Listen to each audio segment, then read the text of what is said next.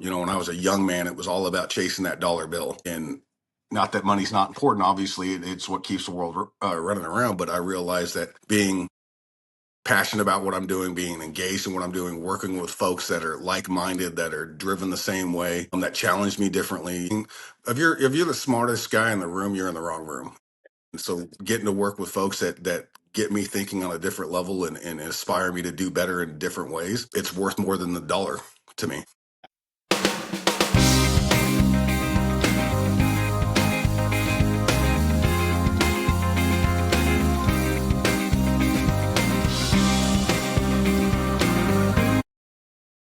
All right, there we go. Welcome back to the Pizza King podcast. I'm the host, Tyrell Reed, joined here by Greg Bell from Perfect Crust Pizza Liners. Greg, thanks for joining us today. Tell us who you are and what you got going on there. Well, I'm the South Central Regional Manager for Perfect Crust Pizza Liner, so I cover Texas, Oklahoma, Kansas, Missouri, Arkansas, Louisiana, and Mississippi. We're obviously in the business of pizza liners. We also do bags. We also do bakeable trays. Just a couple different things. I've only been with the organization for a few months now, but I'm loving it, and I'm loving the environment. I'm loving the pizza community, as we like to call it. A lot of folks say industry. We've come to learn it's a big family. For sure. So it's a great place to be. Nice. That's a big territory. Yes, Like yes, I've done some regional stuff, but that's a little more than regional right there. yeah, From yeah. Colorado to Mississippi, that's a I'm border to border for sure. There's a lot of wide open spaces in the Midwest, as you know. So the dense populations, Dallas, New Orleans, St. Louis, Kansas City, Oklahoma City, those kind of places is kind of where our focus is, and we do pick up those outliers as well. But I try to kind of stay to the bigger areas to work, and then kind of reach out from there. So. nice. So a few months with Perfect Crust. What were you doing before then? Well, I actually spent the last few years with Pepsi in the beverage industry. I was a territory manager with them, which is like a regional manager. They just have different titles, and oversaw a sales team there. Was part of the sales force. I actually started there, strange enough. So I was spent 15 years, 16 years with Harbor Freight Tools and hardline retail. I left that organization, and I was just burnt, just so worn out with the corporate America stuff that a lot of folks go through. The what I like to call the force individuals to work. I don't understand that mentality of having to make people do their work. And it was a very hard environment. Everybody I think understands staffing such a challenge these days to find the right people, to get the right people. And I actually lost my 9-year-old niece to cancer and my dad within months of each other. And I was spent. Thank you. So I actually started driving semi trucks.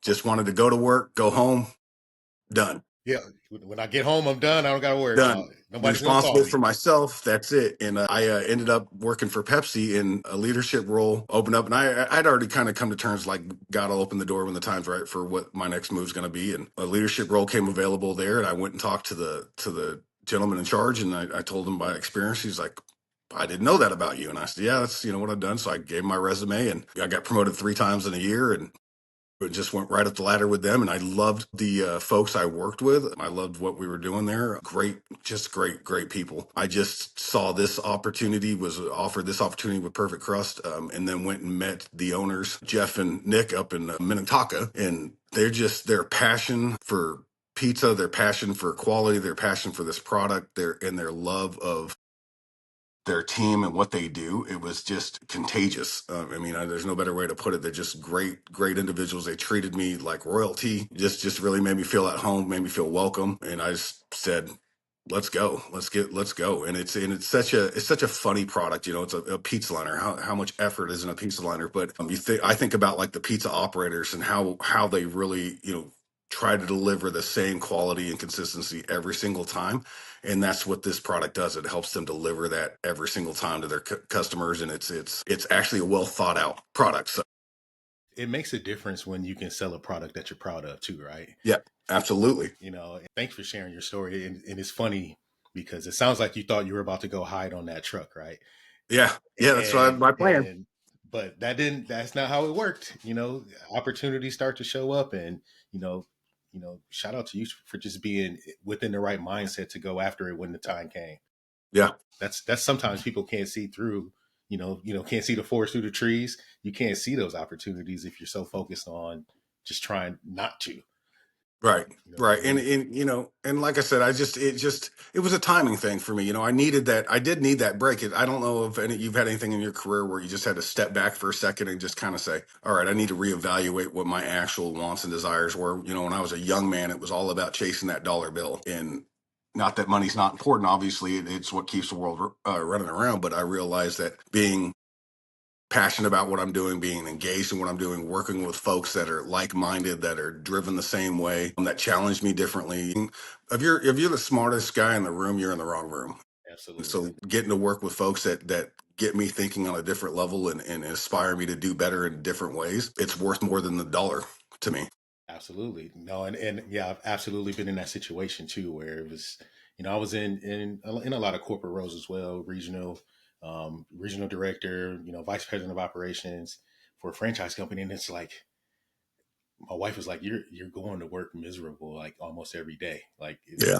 maybe it's time to figure out what the next move is. And thankfully we'd always had our pizzeria. So it's like, I think the pizzeria is in a good enough spot that, I was talking to my partner. I'm like, are we good enough for me to come back full time here too? And he's like, dude, you be saving us. Come on. Let's go. So Let's go. it let me get back to what I was passionate about, which was being in the shop and being with the team. And I was you kind of had this joke for a while because my partner JR had been running the shop for us for years, and I kind of help him out when he needed a vacation or whatever, weekends or nights. But then I came back full time, and it's like, dude, this is great. Like, I'm not the boss and I don't have a boss. This is it's the life. So you like, know, That's awesome. That's fantastic. I know that level of relief. You're just like, oh, God, I just that weight just leaves your shoulders, and you just feel like, okay. And it's funny, you get so much more engaged in the simple things in life. You start seeing your kids in a different light. They're not driving you bonkers like they do when you're coming home from a stressful day, or even your wife. She's not annoying you, and you're not annoying her. You're actually just happy to be together, and it's just when you're in the right place, everything seems to start to line up. absolutely, yeah. And I was traveling a lot then. It was like literally get on a plane on Monday, come home Thursday. My Spend gosh, we have the same life. spend Friday in a pizza shop or doing some admin work here in the office. But it got to the point, I remember vividly, that there was my kids, that my son Dallas had drawn a family picture, and I was not in the picture. And it was No, like, dude, we got to figure something out, because this is, yeah, the money was great, and we could, I was obviously racking up air miles and, free days with National and, all the perks that come with it, right? None of the right, money, right. but I was missing them, and I didn't even exist. And that was rough. That was rough, because even the weekend, you just try to recover enough to get Oh, back yeah. out. Sunday, I'm trying to get prepped, and Monday morning, 5 a.m., you're back out to the airport. So that was like, dude, I couldn't do it. I did it for, about 5 years. And it was like, okay, let's figure out what's next here.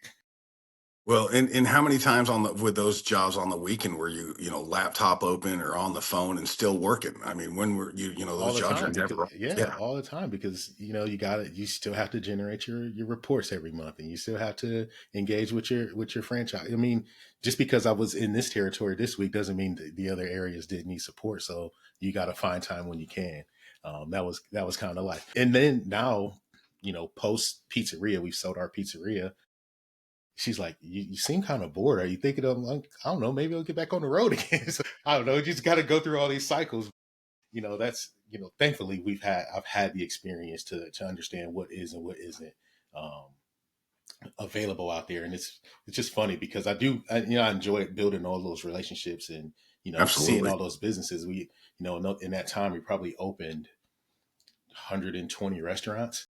So saw a lot, got a lot of experience, but missed a lot here. And that was absolutely. tough. There was not a fair trade. No, no, and it typically isn't, unfortunately, right? So Yeah. and that's again back to these guys over here. They don't want to send in emails after 5 o'clock. They don't, they want you to have your family time and not focus on this on the weekends. What A type personalities like yourself, me, that are just kind of always geared to do things. We're always working anyway. Saturdays we'll take calls, we'll send texts or emails. We don't mind doing those things because that's just who we are. Eric likes to call it work life integration instead of work life balance because he's nonstop too. He's the same kind. He's talking to pizza folks on Sundays, and he's got the kids throughout the week, and he just does his thing all day every day, and it's just kind of the way we seem to be all wired. Just kind of just do it, but I not like expect it. that point integration. Like, well, then you can bring, like, let's bring the family into it too. So that becomes part of it. I do like that. Since you've come on with Perfect Crust, have you met some owners, some operators that have really just been like a huge inspiration, or you just saw a success story where you've been able to just change something for somebody in their shop?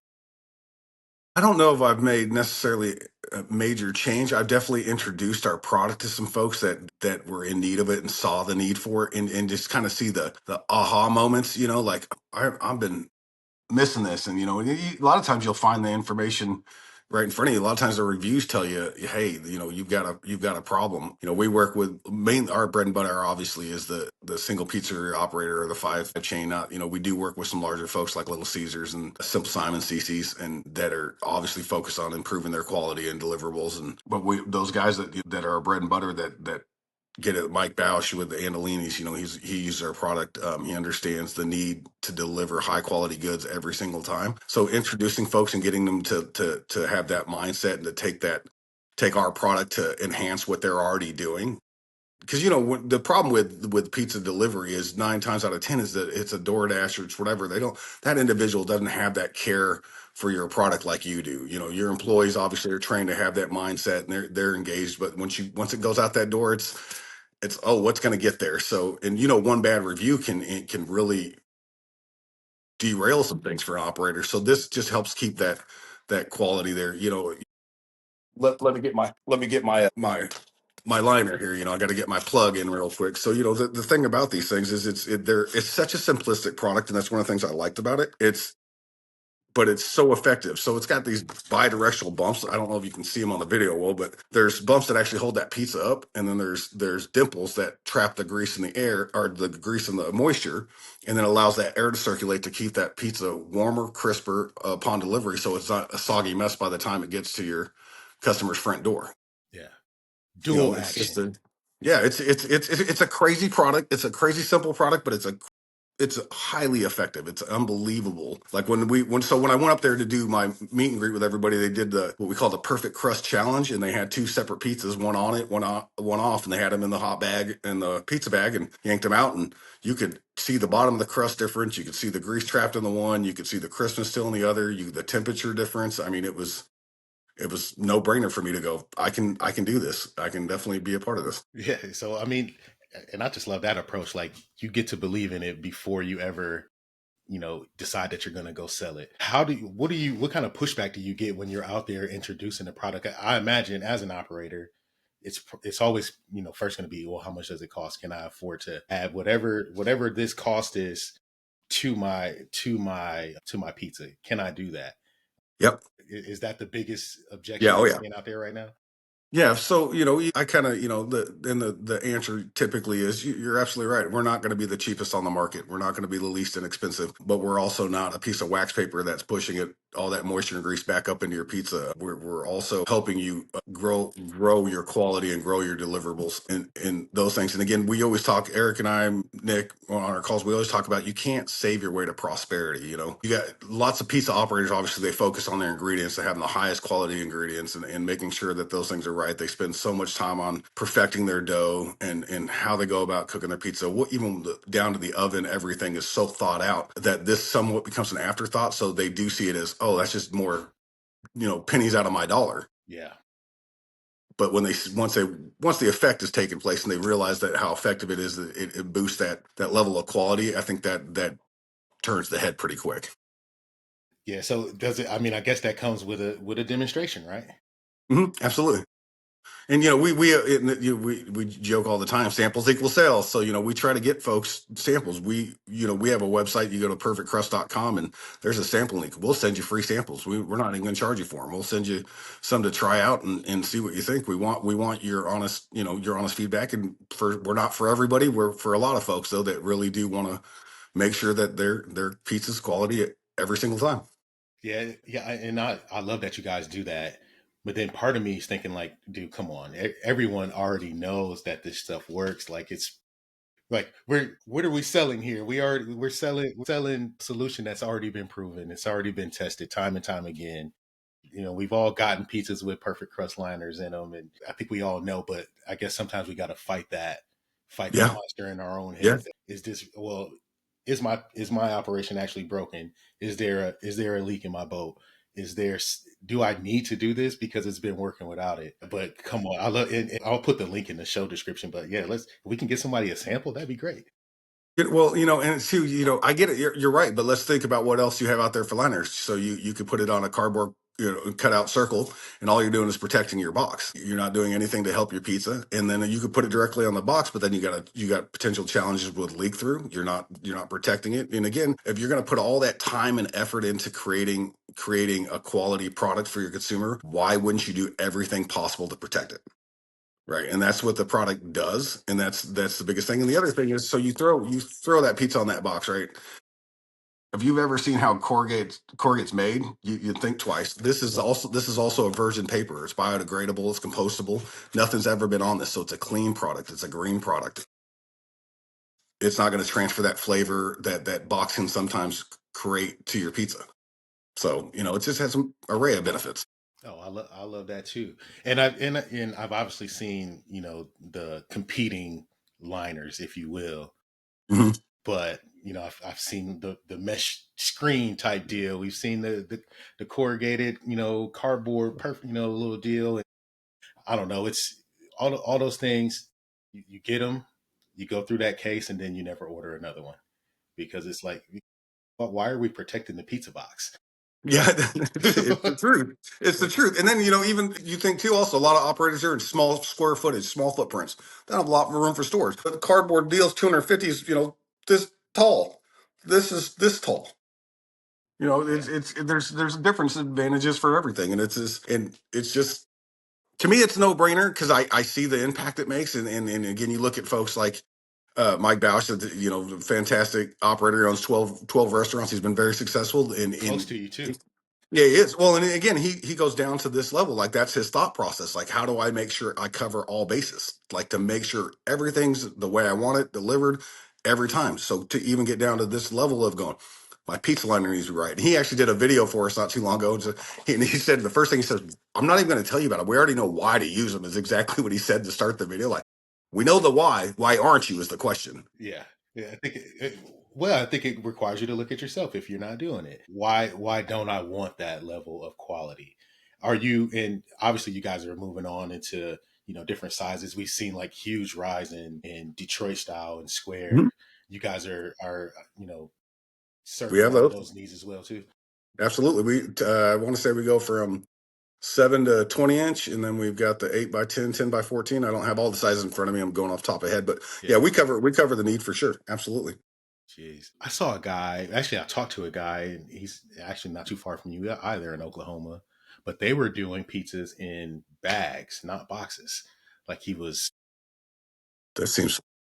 I was like, dude, but they put it was on a tray, on a cardboard tray, and then in a bag. And I'm like, how in the world? But it was because it works for us. He's like, I can put 500 bags under my table right here, and how versus 10 bundles of boxes. But I'm wondering, have you guys seen that? Is that something that the liner would help to protect as well? It would. I'm just thinking to myself, like you think about all that steam and heat from a hot pizza in a bag. Like I don't know if there's enough liners on the planet to stop that amount of moisture getting built up. It sounds to me like it'd be like that condensation effect, like a can. I have not seen that. I didn't know somebody was doing that. I think that's kind of Yeah, crazy. I I don't know if I it's kind of still. get the thought process. Yeah, I don't know if he's still open anymore, but it was the Pizza Shack overall. He's like over Route 66 over there. I'll have to look them up. Yeah, kids connected to Chicken Shack over there. But he said it was huge in the Midwest where he was from, like Missouri, in that Missouri area where they were doing pizza in bags. I'd never seen it before. I'll send you a video on. I'll send it to Yeah, you. that's actually pretty interesting to be honest. That's the kind of it sounds. I'm trying to think of how that would work, but it sounds a bit. Hey, I'm like I like, said, we're not for everybody, and some folks have their method, and that they stick to it, and you can't fault them. oh So yeah. What's the what's the retention like once you get somebody into a liner? I don't know if we've lost a customer. I mean, Yeah. it really. I mean, once they start using us and really see the benefit of the product, it's they're on board. Again, it's the aha moment. The light went off. Like, I should have been using these forever ago. And it's just they don't go anywhere once they join the Crust family. They're seem to be in for life. So Get that sample to them, and then here. yeah, yeah, and I wish it was that simple. I wish it was that simple, but it's definitely it's a lot of fun though. I tell you what, it's this community of pizza folks is probably the most fun I've ever had at work. Not only do I get to try some amazing pizza and meet some amazing folks, but just the level of, like you just put out a link for a leadership help book, just put it out there for free. And everybody's always trying to help each other. That's I was at a Pizza Expo in Columbus, and it was the first time I'd been to the expo there, and I went to go watch some of the competitions, and literally it's a competition, and the two guys, and I couldn't tell you who they were, but the two guys literally were sliding each other ingredients and helping each other, and I'm like, you guys are competing. And But they not were helping really. each other. Yeah, and they were helping each other. So that says it all about these guys. That's all I know. And I think when you have, there is a certain amount of community and camaraderie in pizza, and when you start to bring the vendors and suppliers into that as well, it just makes it better. I think for a long time it was, what am I giving up to do this, or what is it going to cost me, or how are they helping my business, when it's how are we all going to help the industry get better, when if we can test these products, if we can help these guys with feedback, develop an even better liner. Hmm. How do we continue to grow and thrive as a community? And I love that you guys have just leaned into pizza like that. I mean, and it's not just liners. You do bags too, right? Other Absolutely. packaged goods. We do bags. We've thought of it all. This one's got a handle underneath. They're pretty incredible bags. Who knew they was different levels of Velcro, but there is the best Velcro on the market. There's actually a reflective strip on the inside that help maintain that heat. They tied the handle together on this thing, and again, this here you can't drop it. You got it there, and it's not going to slide off. And then it's also got reflective on the outside, so that your driver going up to the door in the dark can be seen. So See, potential lawsuit getting saved. covered all the bases.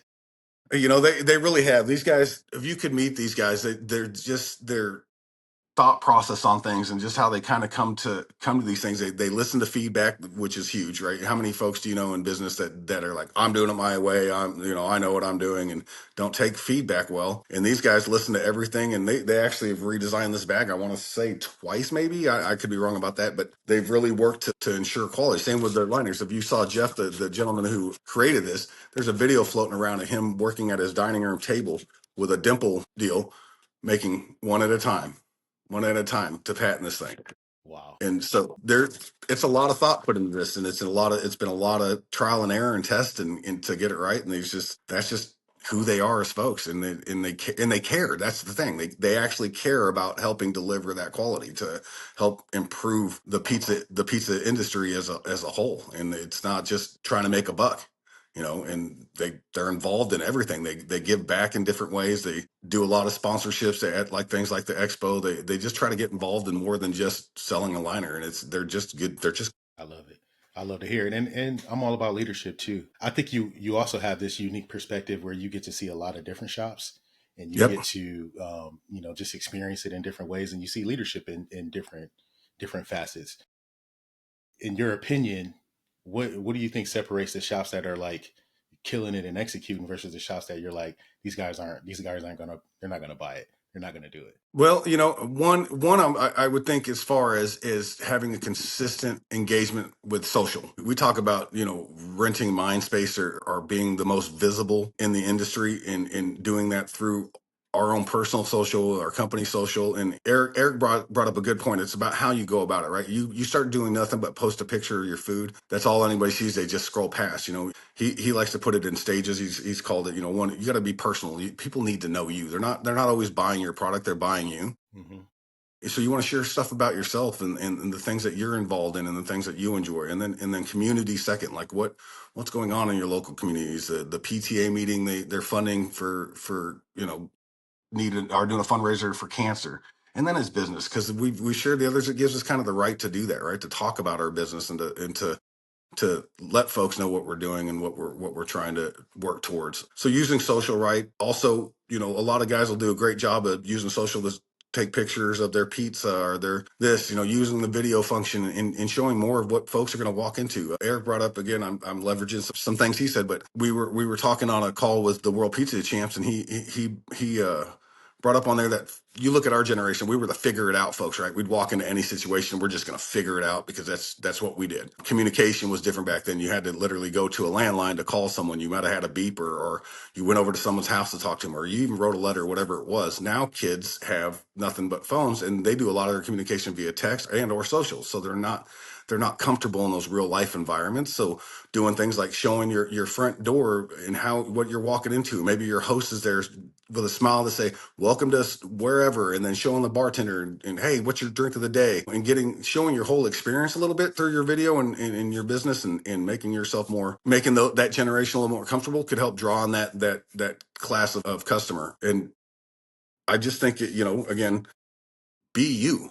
Yeah, Don't try to go up there and be, hi, I'm selling you a pizza. Be you. Be the person that you are with your folks at work, that you are with your family, because I think that level of connection will help you drive your business. absolutely. How do you as a vendor and supplier come in and start to build trust? Well, and that's kind of goes back to basically anything I've done. It's just being honest about what you're there for. It's about following through with what you say you're going to do, and it's about being consistent in those two things. And I think if you do that, you're gonna make headway. You're gonna move the needle, whether it's slow or fast. And that's one thing I've had to learn with this organization. I'm like, I gotta get a sale today. That's how I came in the door, and they're like, slow down. It doesn't happen like that.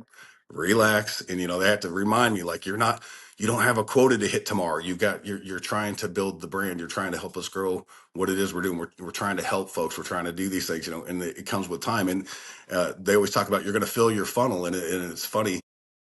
Mine's slowly filling, and I'm in, I have conversation with different distributors and different sales guys and different pizza guys. And, I'm starting to have more and more of that happen. And it's comforting in a way to know that I am making progress, but I still kind of have that corporate mentality of, got to hit that number for the end of the month. I got to make it happen. I'm still trying to quiet that a little bit. Eric said it'll be every bit of 6, 7, 8 months before that finally calms down in me, but we'll see.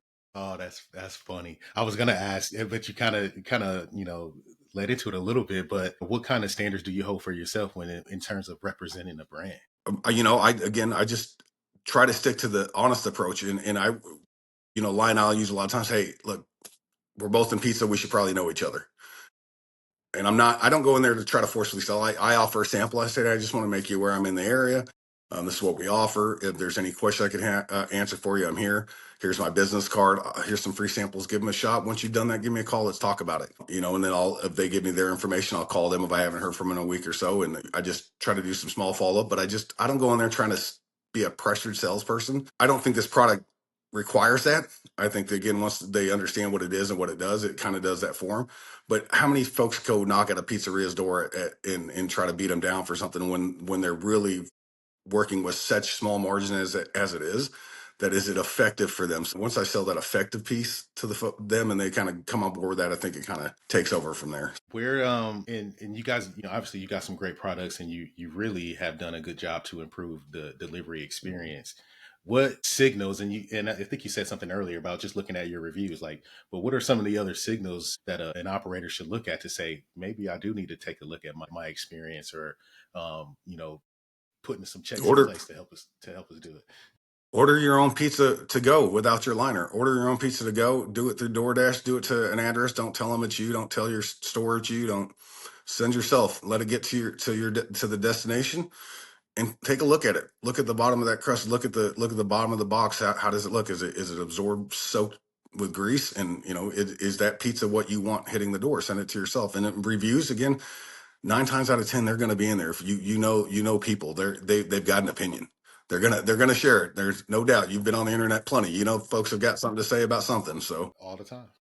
yeah. So and a lot of times it'll be right there in front of you. And again, back to you're trusting organizations like DoorDash and other folks to deliver. And back to the bag thing, we sell the best bag on the market. It's not going to be your least inexpensive again, but it's the best bag on the market. Those ones that the DoorDash guys get, trash. Oh, Sorry, I'm you going need to to say it. sell that bag to DoorDash.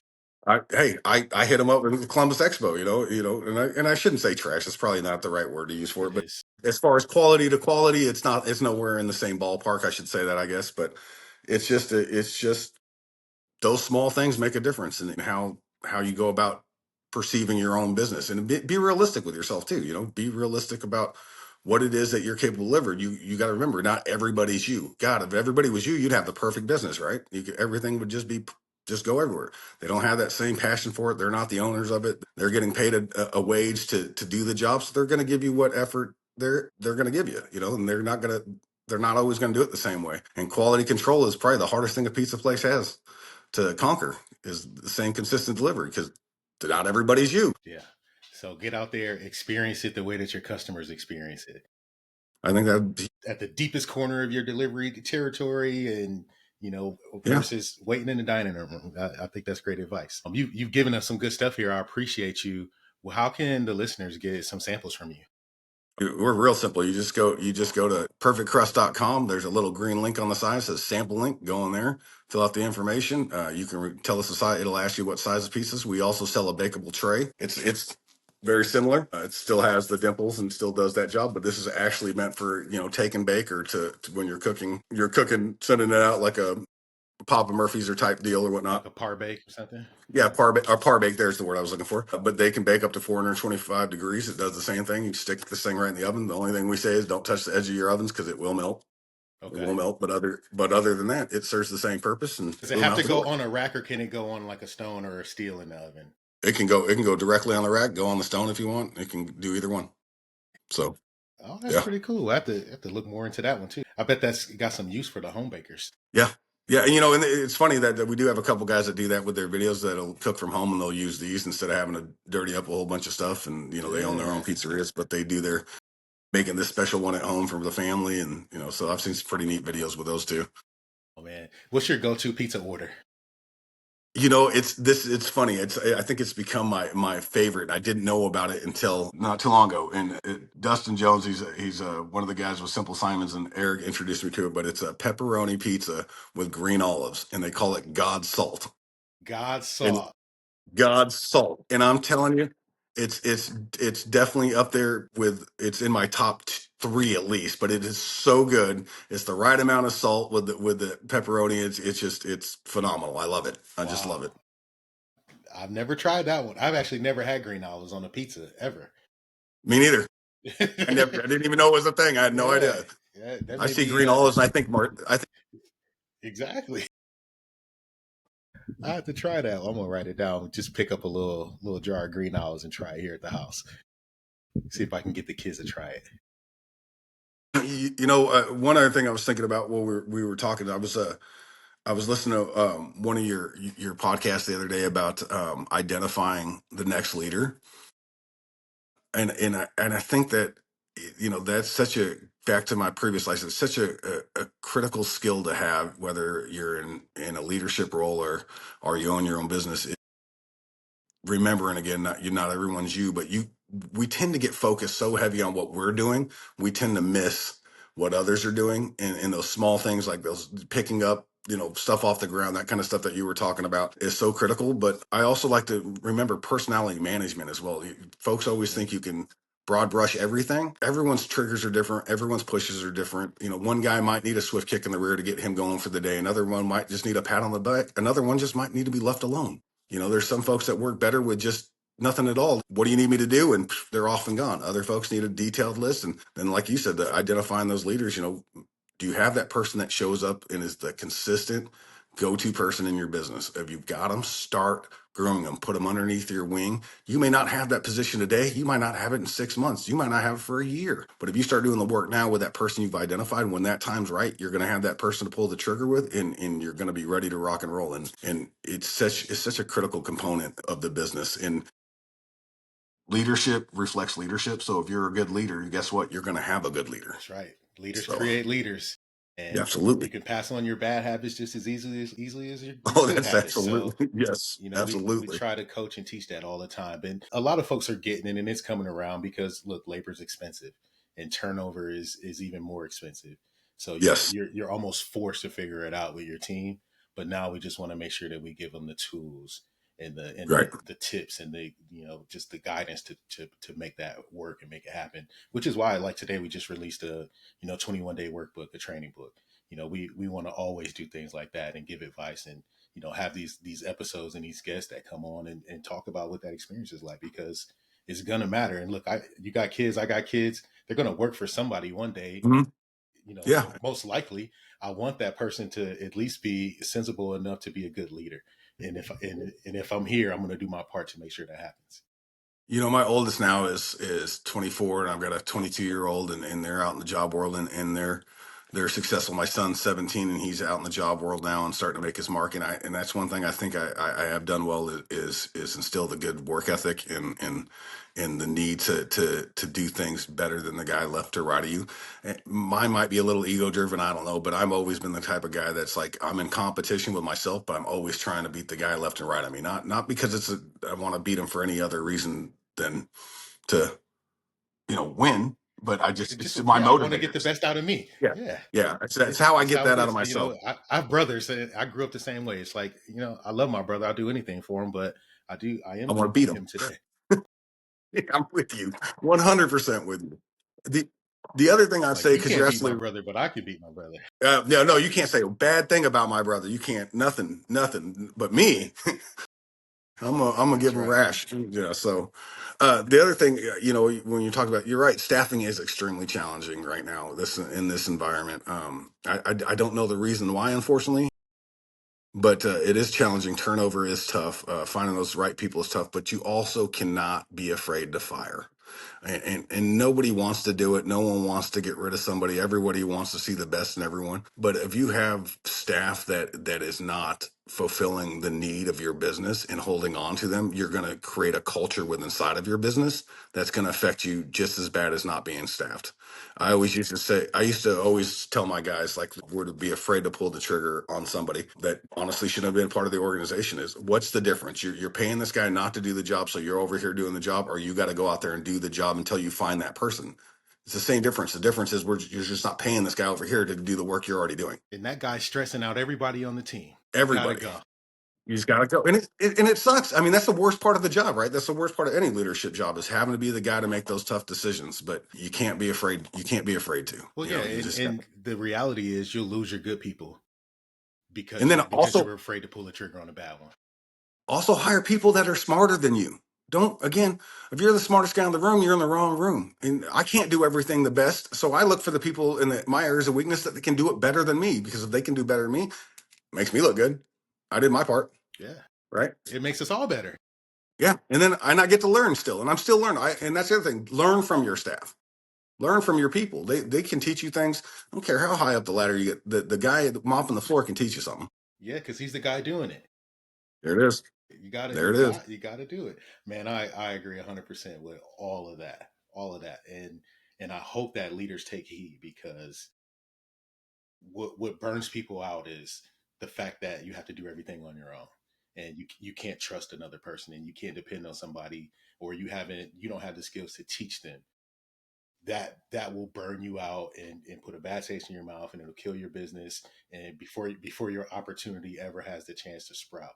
So, you know, Well, remember, there's two difference, right? There's a leader and there's a manager. Being a manager is easy. Anyone can point their fingers and do this, that, and the other, or manage the ordering or manage the schedule writing. You can teach that to almost anyone. Being a leader takes heart, takes passion, takes desire, takes the want to make others succeed. If you've got those things going, you're already paddling uphill. Or paddling upstream. Fine. You're going against the tide. You're moving the needle. You're going to make things happen. You got to have that passion to want to see to want the best out of your folks, and you got to figure out what those things are that trigger them to move that direction. Not everybody's the same. Again, if everybody was you, your business would be perfect all the time, all the or it time. wouldn't exist. Yeah, just or wouldn't exist. That's true too. So I love it. You lead people and manage processes. Yes, That's the absolutely. reality of it. Yep. That's a great way to put it. Man, Greg, this is really good. I know that you always post content and you're active on social media with showing the product and doing those things. I appreciate that. Really, the reason in the way that we connected. If you don't mind, I'll put a link like to your Facebook page on Yeah. there in the Yeah. show description All so folks can follow you and connect with you, and but also go order a case of liners or a sample liner and Yeah, I'd see love to see the get you a difference it'll make sample. for your shop. I'd love to get you a sample. And again, all my socials, Greg T. Bell. You can find me anywhere on that. Again, it's perfectcrust.com. It's real simple. There's your sample link. Again, it's in a green little tab to the right of the screen when you log in to our website. It's a great product. It's a great people. They care about what you do as a business. They want the success for everyone. They're not a money driven type deal. It's the same as the folks in the community. They want to deliver a great product, and that's what their focus is to how do we help folks do that, and how do we grow our business. Of course, there's make a dollar, but how do we grow our business? But let's do it right. Let's take care of the operator. Let's take care of the pizzerias. Let's take care of the people that are out there just grinding day in and day out. And let's help them do that by, well, having a great product. And it's a great environment. And I really appreciate you having me on. I love talking about leadership. I love talking about how to improve. Again, just talking with you, my mind's already spinning on things like I could do differently or I could do better. So I've already in the back of my mind, I enjoy your podcast. I think you've got some great touch points that folks, if they are listening and paying attention, they can definitely learn from. So really, really appreciate the time with you today and appreciate Thank having you. me on. I'd love to do it again anytime. Maybe I get Eric to join me. We can sit side by side. Maybe we'll lock arms or something. And you Come know, on, now you put it out there. It's got to happen. it's got to happen. I mean, he's so much different than me. When it's so funny because I've been trying to do the videos. The first ones I did, I was like, I couldn't. And he's just Mister like gets on there. He's like, hey, what's going on? It's just Mister get And it he done. can So like improv like nothing too. I've seen the videos. He's so good. I'm gonna send him a picture of you and say, look, who's missing here? yeah, who's missing? Yeah, we'll Who's crop not him in here? over here, looking over my shoulder back here or something. So No, this was really fun. Thanks again for taking the time, and yeah, yeah, we'll be in contact. And I know I'll see you in Vegas, and for sure. we'll bring everybody on, or at least get Eric on, or get some more folks from the team just to come on and tell their stories, talk about leadership, talk about building a business, and managing The relationships. experience in the room with these guys. There's some, we got Brian owned his own pizzeria. You got Greg Good, which is the other Greg. There's two Gregs, which is weird. It's such a small organization. He worked for Tyson for 22 years, I think. So and these guys have been around the block and been in the food industry for a long time, and they know it, and they care. And it's funny. I keep talking about the care that these folks have. It's why I'm sitting here. It's why I'm with this organization is because I could feel that level of give a crap. They just really want to do well for the right reasons. Yeah. And I love it. I love it. I'm lucky. I'm lucky. Greg Good also always says, who's got it better than us? Because we work with some great people and we're lucky. Hey, well, I love it. Good guys, good product. Give them a shot, guys. Thanks, Greg. I appreciate you. This has been really fun. We'll put all your information there, and you have to come back again soon. Absolutely, man. Sounds great.